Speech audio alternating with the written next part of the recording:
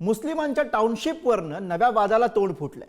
मुंबईपासून साधारणपणे 70 किलोमीटर अंतरावरती असलेल्या कर्जतमधील टाउनशिपवरनं वाद सुरू झालाय। ही टाउनशिप केवळ मुस्लिम समुदायासाठी असल्याचं प्रमोट केलं जाते आणि या प्रकरणाची राष्ट्रीय मानवाधिकार आयोगाने दखल घेत राज्य सरकारला एक नोटीस पाठवले। बघूयात नेमका हा वाद काय आहे।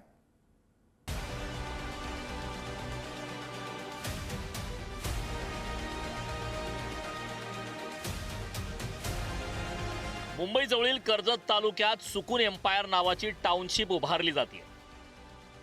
मात्र या टाउनशिपमुळे नव्या वादाची पायाभरणी झाली आहे। कारण ही टाउनशिप ही केवळ मुस्लिम समुदायासाठी हलाल लाईफस्टाईल नावाने प्रमोट केलं जात आहे। त्यामुळेच या प्रकरणाची गंभीर दखल घेत राष्ट्रीय मानवाधिकार आयोगाने दखल घेतली आहे। महाराष्ट्र सरकारच्या मुख्य सचिवांना नोटीस बजावून 2 आठवड्यात या संदर्भातला सविस्तर अहवाल सादर करण्याचे आदेश दिलेत।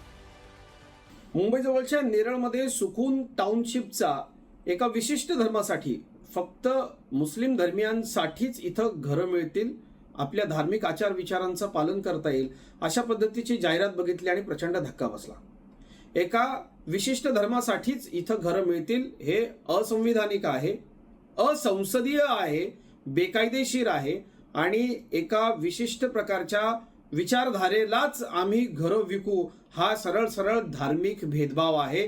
ज्या बिल्डरकडनं ही जाहिरात प्रसिद्ध करण्यात आलेली आहे त्याच्यावरती तातडीनं कारवाई केली गेली पाहिजे। अशा प्रकारे धर्मांच्या आधारावर निवासी वसाहती स्थापन करणं थेट सांप्रदायिकतेला प्रोत्साहन दिलं जात असल्याचं तक्रारदारानं म्हटलंय। परिणामी समानता आणि भेदभाव न करण्याच्या तत्वाचं उल्लंघन होतंय।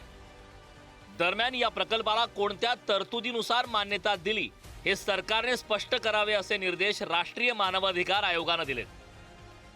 आपला देश संविधानाने चालतो। या देशामध्ये सर्व जाती धर्माची लोक राहतात, तसंच राज्यात राहतात, शहरात राहतात, जिल्ह्यात राहतात, तालुक्यात राहतात, गावात राहतात।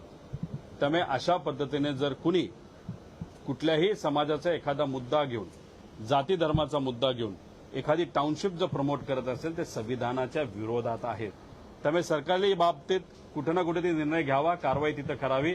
आम्ही कोणाचंही समर्थन करत नाही जो संविधानाच्या विरोधात आणि जो जाती धर्माचा वापर हा पैसा कमवण्यासाठी करत असेल तर त्या सर्व लोकांच्या विचाराच्या विरोधात आम्ही सर्वजण आहोत। मुंबईसह परिसरात गुजराती, जैन आणि मारवाडी समाजाच्या काही सोसायटी आहेत। यात नॉनव्हेज खाणाऱ्या मराठी माणसाला घर नाकारण्यात येतं। मराठी माणसांना मुंबईत बिल्डर आणि सोसायटीने घरं नाकारल्यानं या मुद्द्यावरून राजकारणही झालं। आता मुंबईपासून हाकेच्या अंतरावर असलेल्या कर्जतमध्ये धर्माच्या आधारावर टाउनशिप उभी राहते। त्यामुळेच याबाबतचा वाद निर्माण झालाय। प्रवीण जाधव, पुढारी न्यूज, रायगड।